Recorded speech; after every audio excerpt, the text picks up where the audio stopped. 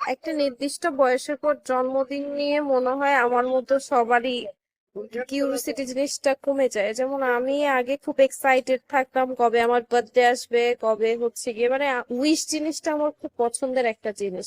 সারাদিন আমাকে উইশ করবে, সবাইকে উইশ না করলেও বা ভুলে গেলেও একবার উইশ করলেও আমি সারাদিন বলি যে আমাকে উইশ করতে। কিন্তু মানে এখন এসে এক বাচ্চার মা হয়ে গেছে, এরপর না নিজের মেয়ের বার্থডে নিয়েই এক্সাইটেড থাকি। মেয়ের বার্থডে নিয়ে এখন এখন আর নিজের বার্থডে নিয়ে এত ইয়া লাগে না আমার থেকে। যেমন আজকে আমার বার্থডে, কিন্তু আমার এটা ফিলই হচ্ছে না, মনেই হচ্ছে না আমার আজকে বার্থডে।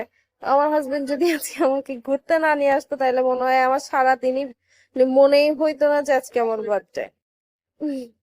কি আজব জীবন একটা মেয়ের।